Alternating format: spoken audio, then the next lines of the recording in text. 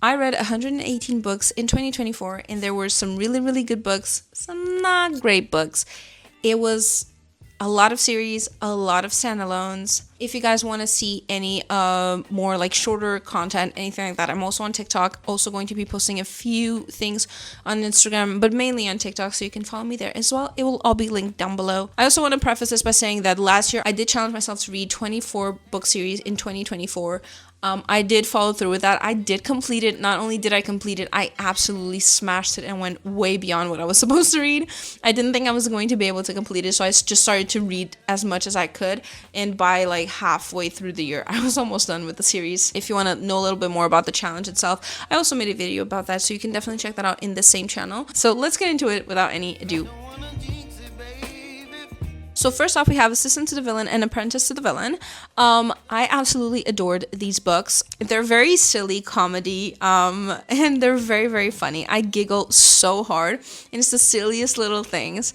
The author is actually on TikTok, and I started following her on TikTok, and I just decided to read her book because of her, and it's hilarious. I'm giggling and cackling as the entirety of the books. The story is developing pretty well throughout the books, but just the comedic part of it is what sold me on these books. I absolutely adore them. Next up, we have Cinderella is Dead.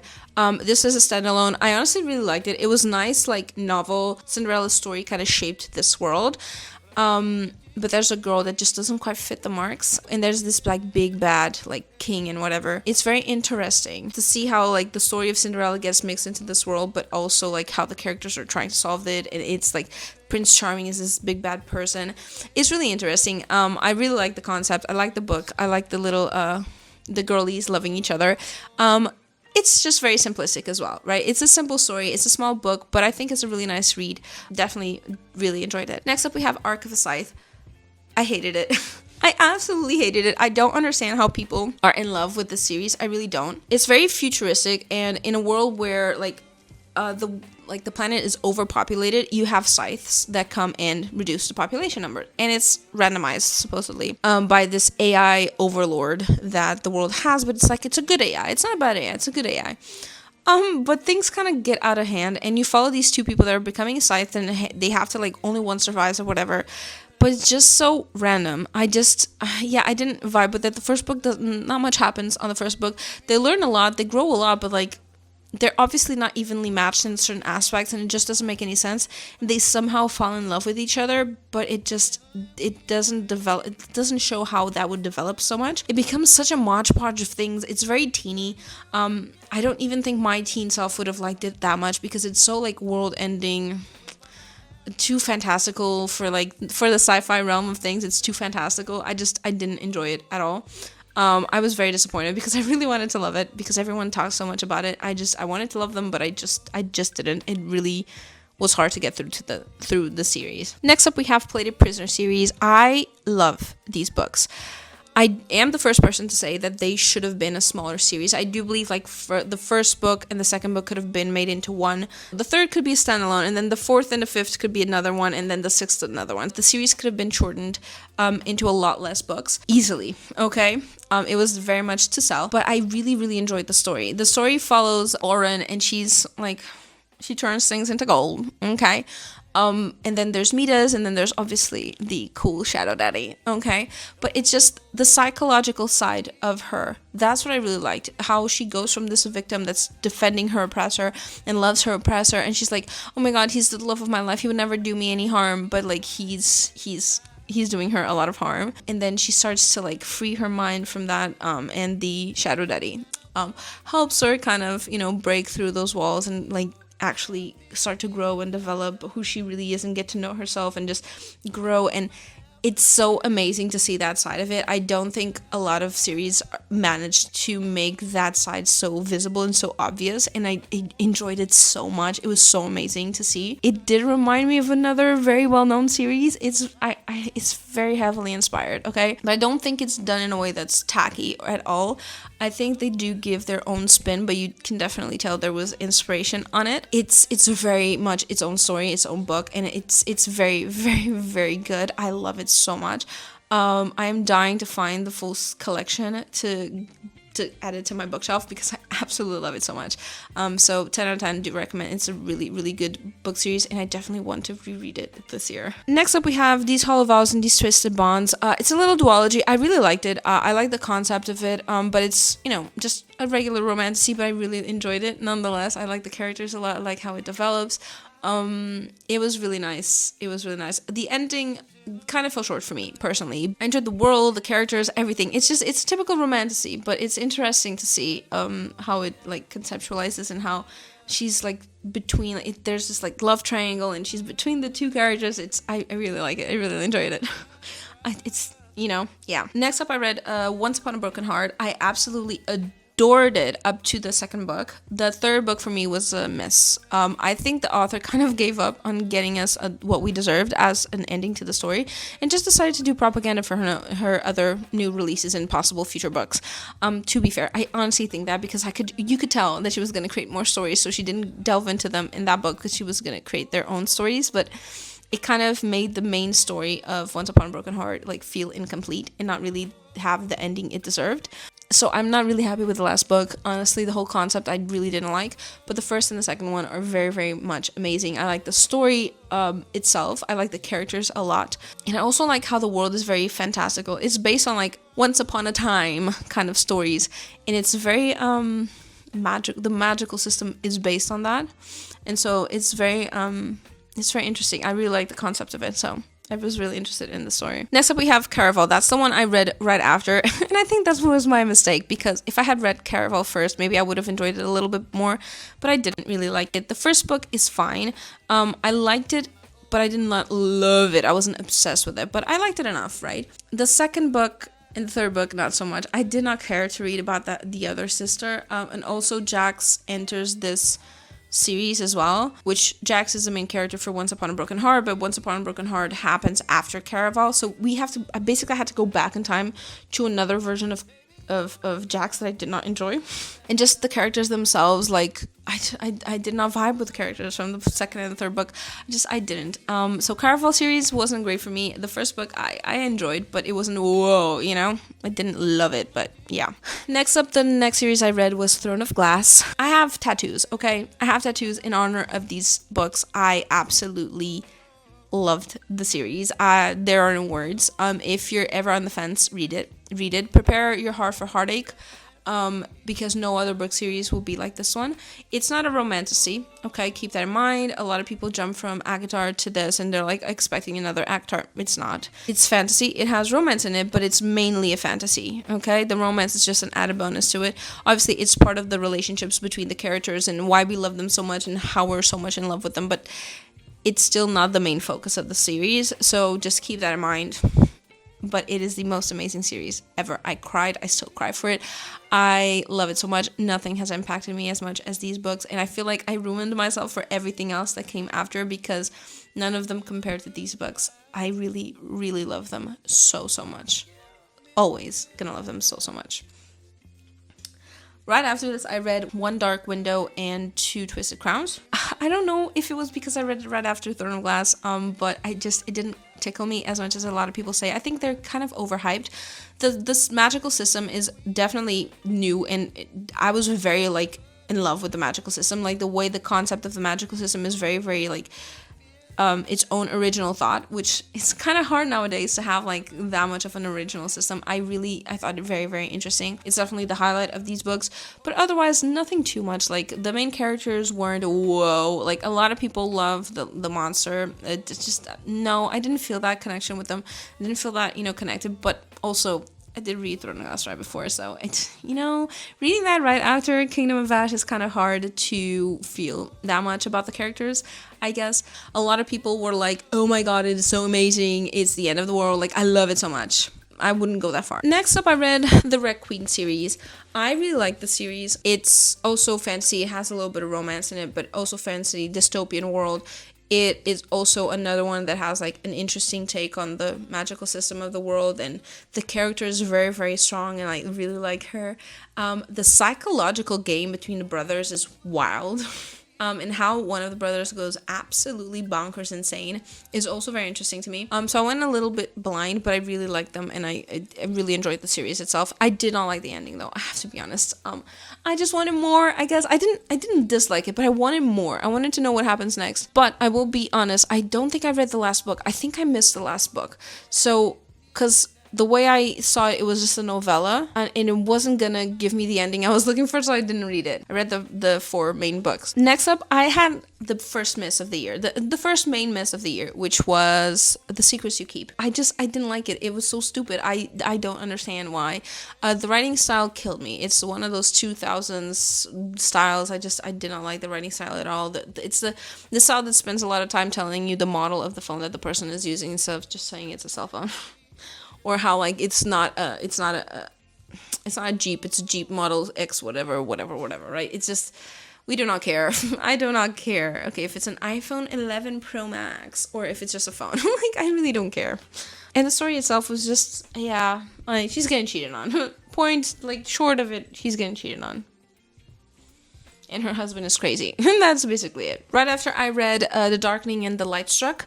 Honestly, another world, like, system, kind of magical system thing that is different. I really liked it. I like the concept of it. I didn't love it, I guess. I don't know. There was just something that was missing for me. I don't quite know what, but it was kind of missing a little bit for me. I just wasn't ensnared into it. I still really like the concept of it. I still really like the way things ended up happening, but it also felt easy. That's the thing with a lot of these books. They create momentum for this final battle, and then it's easy as hell. Like, I still like the books a lot. They just weren't, whoa, you know? I don't know. Next up we have, okay, this is my big main fail, series wise. It's the Atlas 6. I was so disappointed with this because I saw the books first at a bookstore. My mom was gonna buy me that book, and I was like, no, don't. I would rather read it first, and then we'll decide, because it's a big book. It was expensive. It was Duology.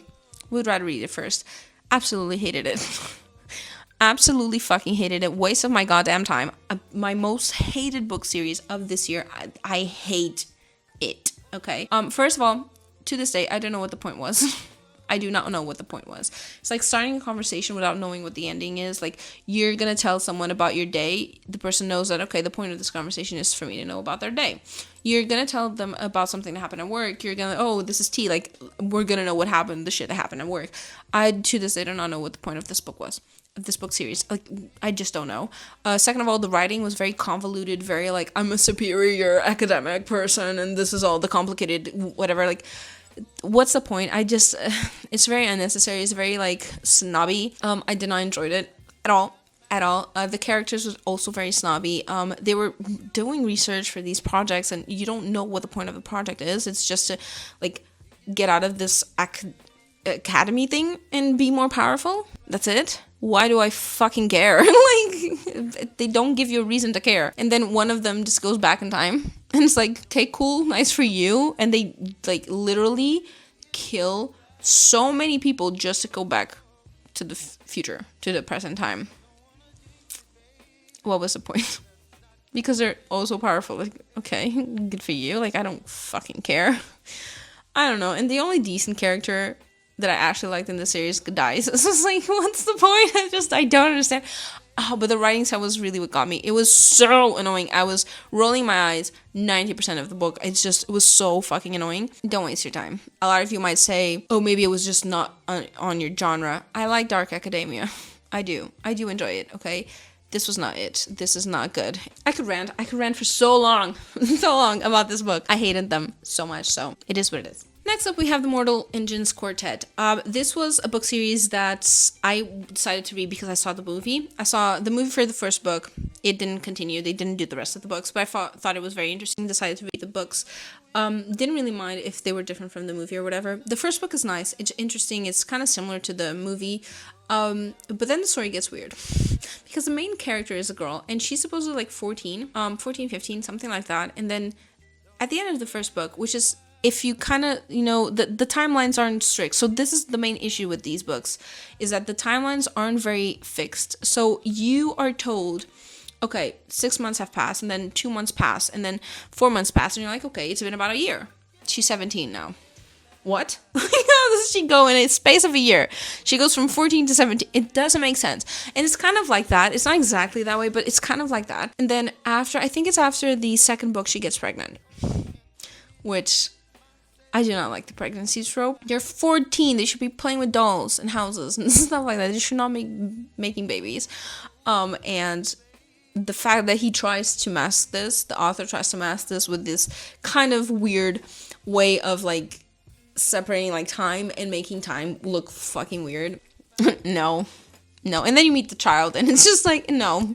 It became really icky to me, really creepy. There was a lot of other things. Plus, like, that main character from the first book, she changes a lot when she becomes a mother because she hates it with all her heart. She absolutely hates it. And she's very, like, she doesn't know how to love. But then somehow she's a psychopath.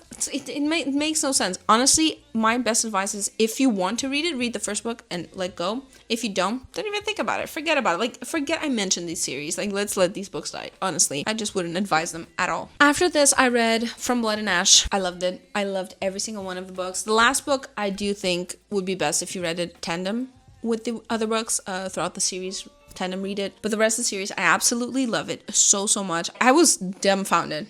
Just like the main character, I was dumbfounded. Like, Poppy and I were on the same boat when we found out what was going on. And the spicy scenes were very, very nice. Hello! I like the fact that Poppy grows so much in the series into becoming such a powerful, amazing FMC. I love Castile. I love Kieran. I love their whole trio thing. I didn't think I was gonna love it, okay? But I love it so much.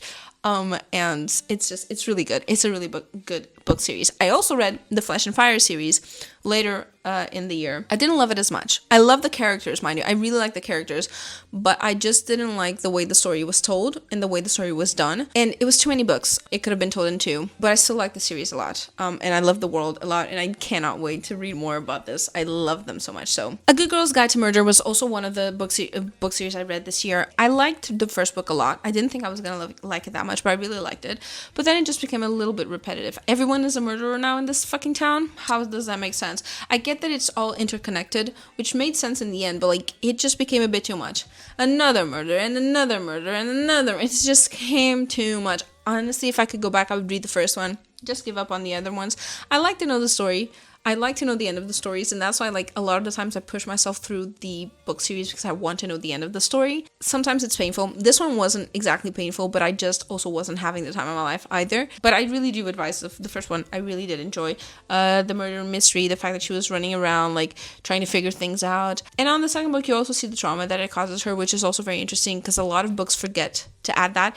A lot of books forget to add, like, there is trauma. Like, these people aren't just, woo! They're actually traumatized. Trauma exists even in fictional worlds, so it was nice to see that as well. But yeah, overall it was a nice series, but I would just have read the first one, I guess. Next up, it was A Curse So Dark and Lonely. It's a trilogy. It's good. It's kind of like Beauty and the Beast, I think. It's interesting. It's a nice twist to it, but then it just becomes a lot of bullshit, a lot of travel back and forth, a lot of other things.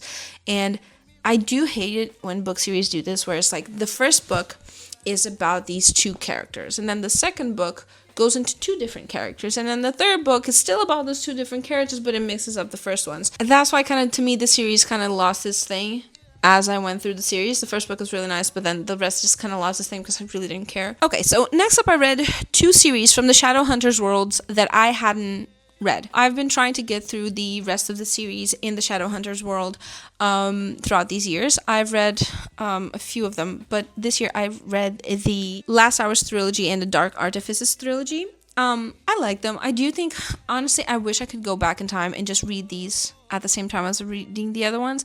I wish I had read them right after. I would have enjoyed them so much. And I did want to at the time, but I just never got around to it.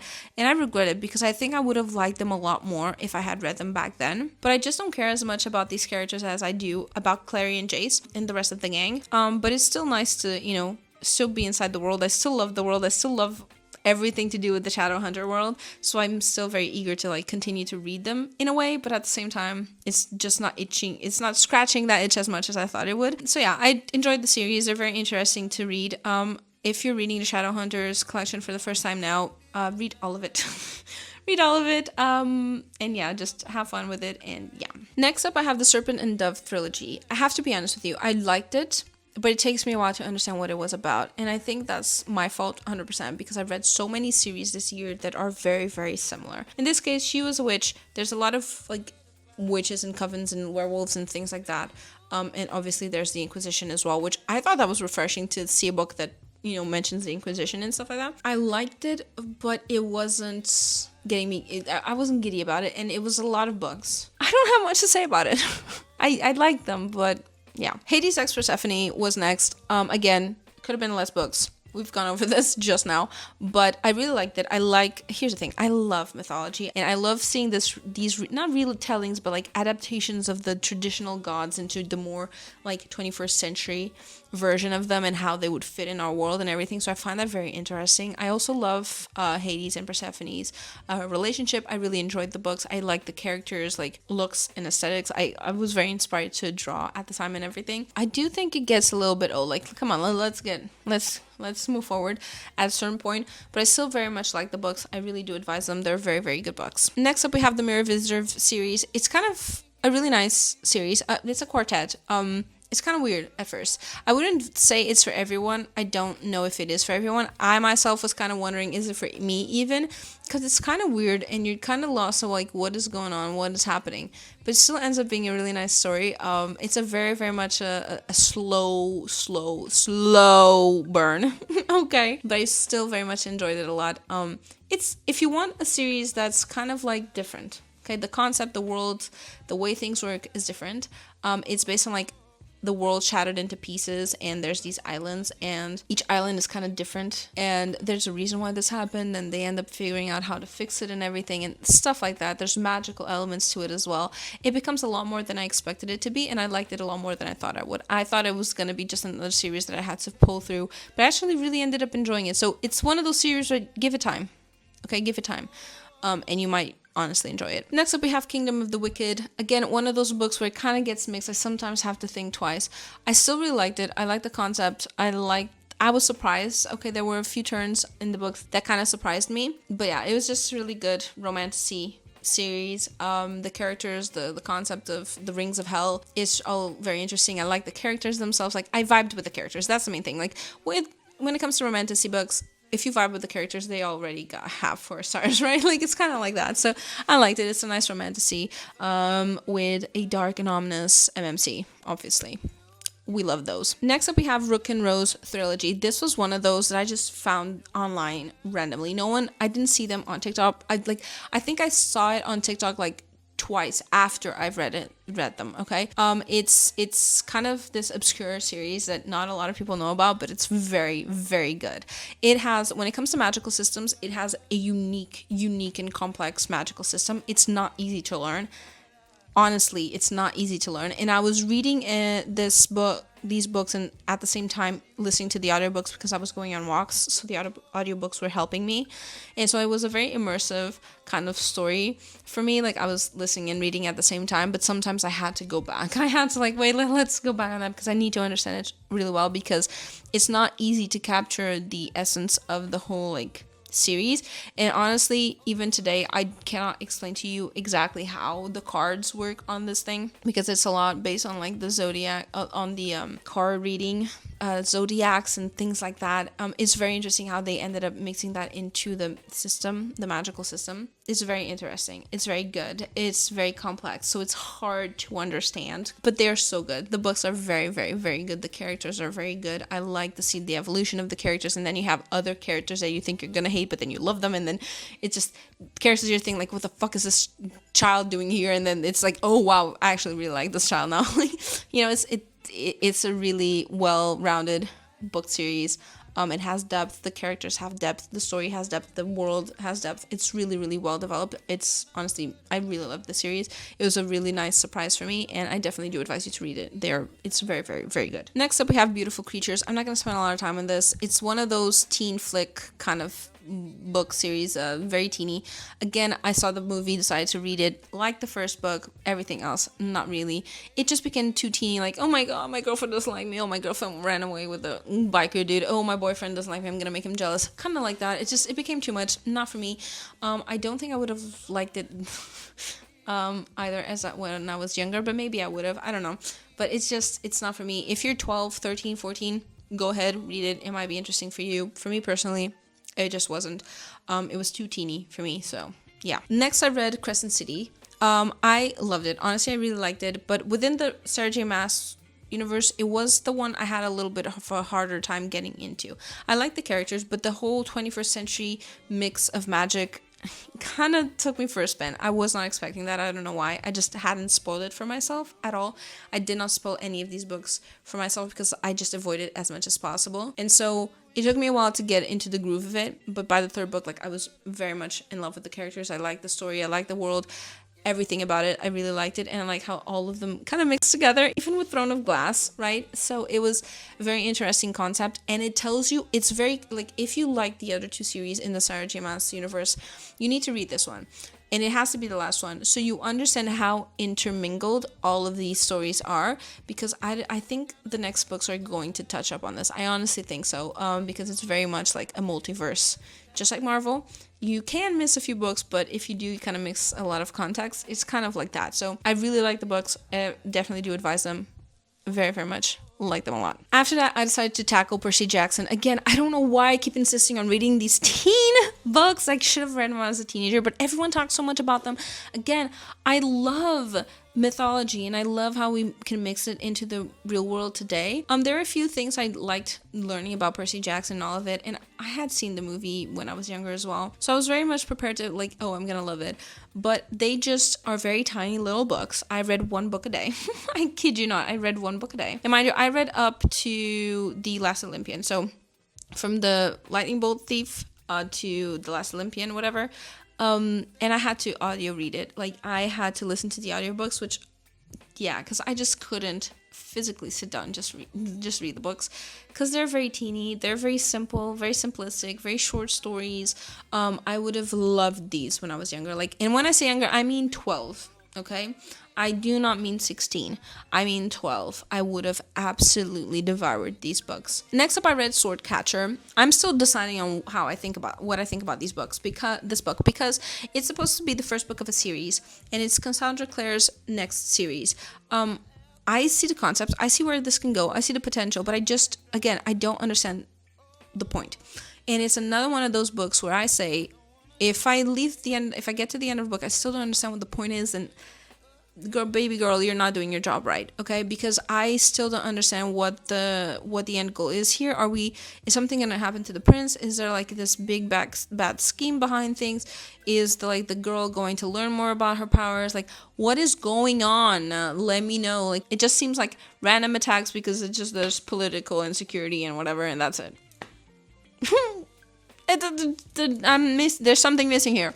So I'm very curious to see how the rest of the book series goes on, but I'm just waiting. We are waiting. Okay, so next up we have 6 Scorched Roses. This is a novella for the Serpent and the Wings of Night mini novella. I honestly loved it. It's about 2 characters that do show up on the series, but I just thought it was very nice little tidbit. The book is expensive. Excuse you, what do you mean it's this expensive? It's ridiculously expensive. This is the book. I have it. I actually bought the copy. It's very tiny, okay? And it's more expensive than the actual main books of the series. What the fuck? But I wanted to read it because the new book of it's like a second series inside this world is coming out, and so I wanted to read this book as an in-between. I love this author. I love her. She's amazing. And I really liked. It was just a really nice novella. I don't know. I like knowing about the characters. I really enjoyed it. But again, keep in mind, it's a novella, so yeah. Okay, next up I read Quicksilver. I was honestly very surprised. I got Quicksilver recommended to me by Goodreads while I was scrolling around reading the synopsis for other books.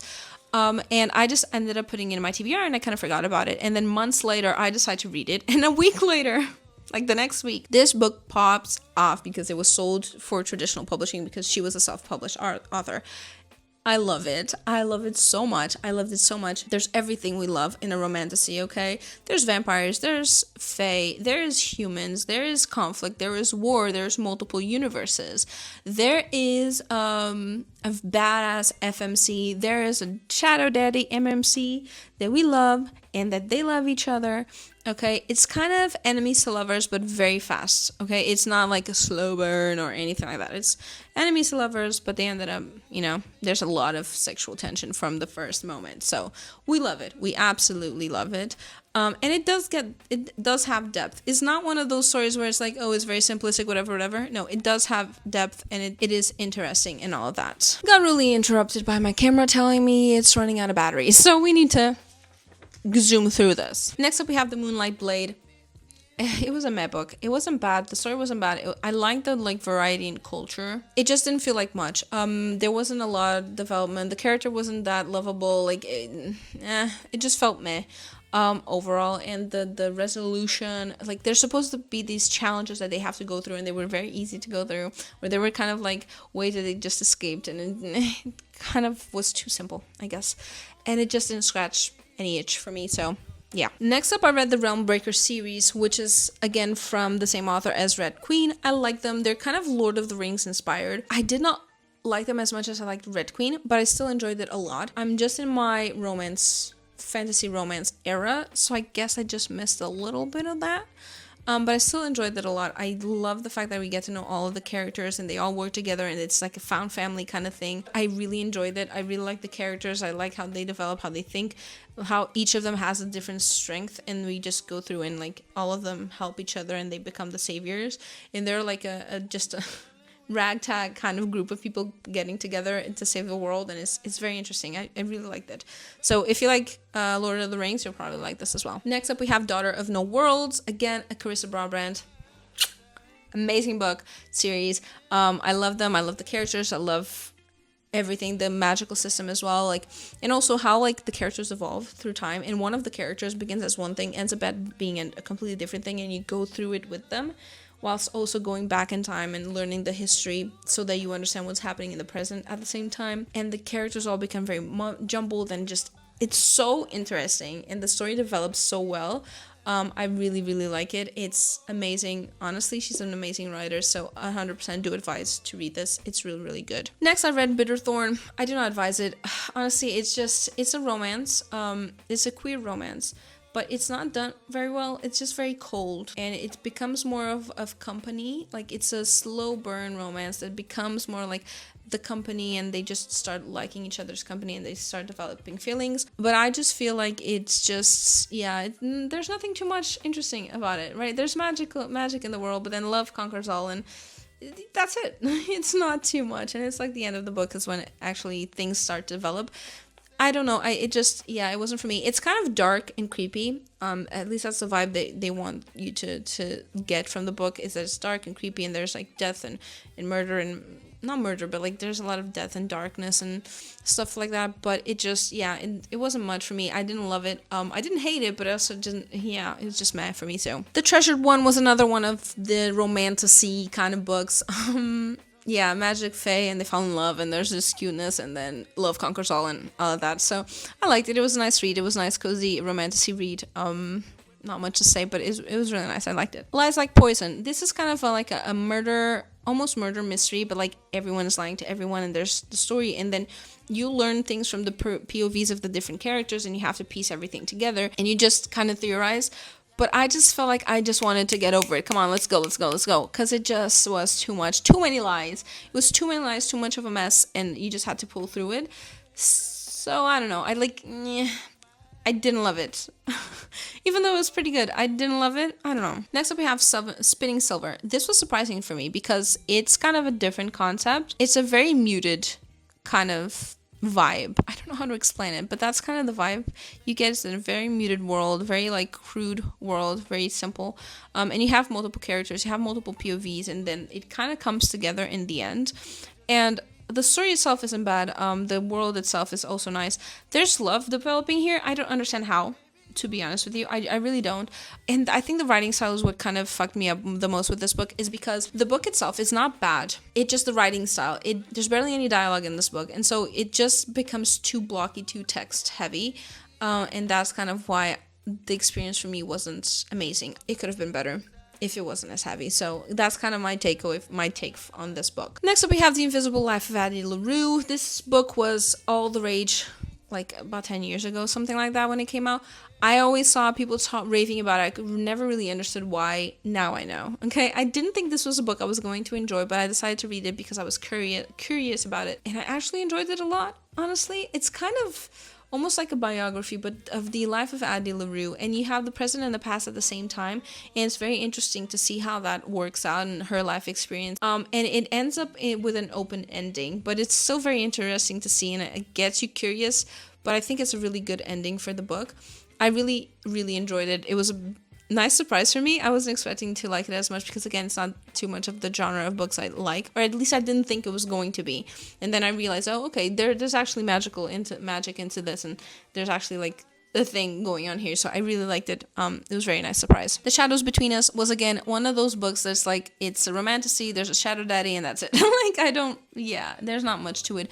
There's a whole other book on this series I did not continue reading. I did not feel the interest to. The first one was good. I was good to go. Plus, the second one is the typical going into another character, usually the sister or the sibling or whatever, right? So I just didn't care to read the rest. Phantasma was another book I read this year, closer to the end of the year. This book, I feel like, is what Caraval was trying to be, but done better. Although I do still think it was too easy, I do feel like it's very overhyped. It was also sold to me that it was like, the banter is amazing, the relationship is amazing, whoa, everything is amazing.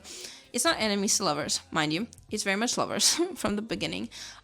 This all seems like it happens in a really long time. It's like a week, or like, no, it's like 10 days, something like that. Yeah, there's mainly fucking. Like, there's mainly spies, and it's not a lot more than that relationship-wise. Also, the MMC was very easy to figure it out. Like, the whole story with him was very easy to figure out. TLDR is basically, it's overhyped, but it's still a good book, and it's what Caraval should have been, and it's definitely a Caraval wannabe.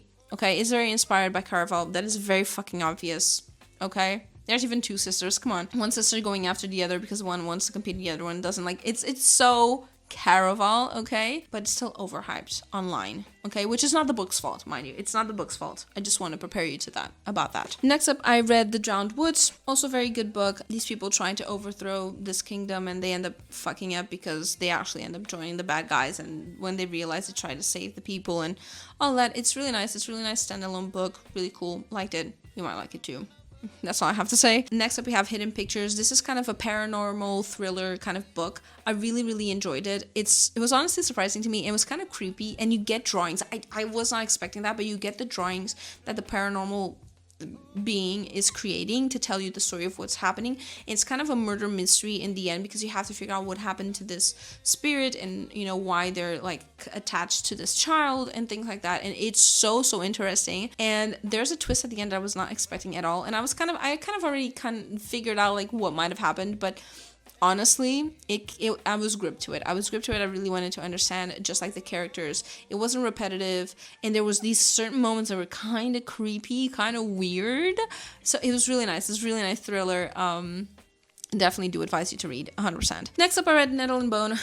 It was another miss for me this year. I just don't understand. Like, I just still don't understand the point of it. It was very random. A lot of randomness into the story. I didn't like it at all. I just didn't vibe with it. It was also like the concept of it. It was like, it just wasn't for me. I honestly, the concept of it, the whole story about it, like this girl that is a princess then becomes a nun, and then her sisters are given to the same dude, and one of her sisters has kids so that she doesn't get mistreated, because when she's pregnant, he doesn't mistreat her. And then the nun is trying to save the sister, but then involves magic and beings and witches and gathers people around. It's like, it's weird. It's kind of more dark of a story, but it's just not, I just don't see the point. I didn't enjoy it that much. Next up, I read Death's Obsession. Honestly, was disappointed by this one. Because there were so many trigger warnings at the beginning of the book. I was expecting so much, and I got so little. I don't know.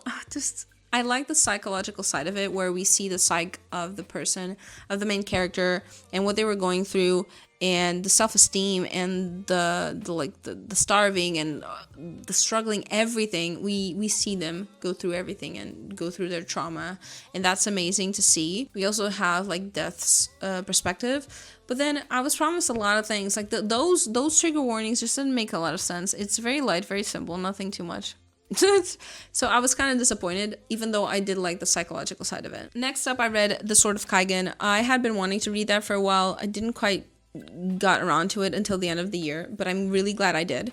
This is more like Japanese culture, and I love it so much because I love anime, and so it was really nice to have that and just relate to that and just see the similarities to things, and how it was like translated to English but done in a really, really well written way. I don't know how to explain it. It's really nice to see the characters' lives and how like they have like other sides of them, the complexity of the characters, the complexity of the relationships in the village, how everything is happening, and how like they're stuck in their old ways but yet they evolve. And the book took me throughout a whole ass trip. I feel like this book was 2 books, 2 different stories in one, and if you read it, I think you'll understand what I mean. And initially I thought it was about one character, but in the end it's actually about another character. It was very interesting, very different. I definitely do advise you. It's really, really, really interesting. Next we have Midnight Strikes, and we're getting to the end of the list, I promise. But this is kind of also a book they're stuck in a time loop, basically. Again, very reminiscent of like the typical anime plot. I really liked it. It's the first time I get this concept in a book. I don't know if there's many other books, but it's the first time for me. So I really enjoyed it. I really enjoyed her going back in the loop, trying different things, and I like the fact that it wasn't as repetitive as it could have been. Okay, it could have been very, very repetitive, but I think the author did a good balance with it. And at the beginning I was counting how many times she was going back in time, and then I kind of lost track because it was so many. And so it's very interesting. I like the concept. I was enthralled by the book. I really enjoyed reading it, so it was very, very good. And lastly, we have Of Blood and Aether. This is a standalone book for now. I think it's going to be a really big series. I like the concept of this book. I like that it's around like a prophecy, and you have 2 characters that connect with this prophecy, and there's a romance between these 2, and they're friends for a really long time. They're friends to lovers, basically. I like the concept of it. I think I'm gonna like the series as well, but just it was the delivery of the author that kind of threw me off. The author tells you like of their relationship, but then the parts and pieces of the relationship that you want to see, she doesn't give you. She doesn't give them to you. I don't know why. Like, I want to see certain parts. Like, and also you want to see the main character develop her powers and really train her powers and, you know, get a handle of her powers secretly behind everyone's backs, but she doesn't let you. Why? Like, that's important for the story. Same thing with the male character. Like, you want to see certain parts of his life and you don't get to see that. But you get to see other parts and you get to see the spice, but then you don't get to see the in-betweens. And then they just tell it, oh, we actually did all of this in all of this time. And we've been doing it for weeks. But hey, here's just a little scent of it. Like, why? That fucking annoyed me. But I want to see the rest of the series because I think the concept is really interesting, and like the way magic works in this book series is also very different than the usual. It's like with the usual characters, but it's a little bit different, so I'm really eager to see how it works. And also he's from a different world, so I want to see how the politics with the different worlds is going to work and with his family. So I'm very excited for the rest of the books. I'm so angry that I read it already because the other books, it's a big series, so I'm going to have to wait for it to roll out. I still very much like the book. The writing, it was just not great. So I'm giving it a chance in the next book, but if the writing keeps it like this, like if I keep getting like, oh yeah, we actually had a lot of fun, but we're not going to tell you about it, fuck off. I'm not going to keep reading. Fuck off. That's annoying. These are all the books I read this year. This video is ginormous. I have no idea how I'm going to edit this, honestly. But I'm glad you guys stuck to the end with me, whoever did. Thank you so much. Let me know what your favorite books were this year, what you read this year, what are your highlights. If you read any of the books I did, what were your opinions? Do you agree with me? Do you disagree? Let's be respectful, always, okay? Let's be mindful and respectful of each other's opinions on the comments, but like, let me know what you thought, what you loved this year, and yeah, these are basically my thoughts, my rambles. I hope you enjoyed it, and I have to go. I want to do this really nice outro, but I can't because my camera's dying, so I have to go. But I hope you guys enjoyed it, and if you did, please consider following, subscribing, all of those good things. I'm also on TikTok. I'm gonna be trying to post as as possible this year on TikTok. I still work full-time. I have other things I have to do, but I want to start posting more regularly on TikTok, so please keep me accountable on TikTok. Okay, it's going to be linked down below. And yeah, thank you so much for watching, and I'll see you guys in the next video. Bye!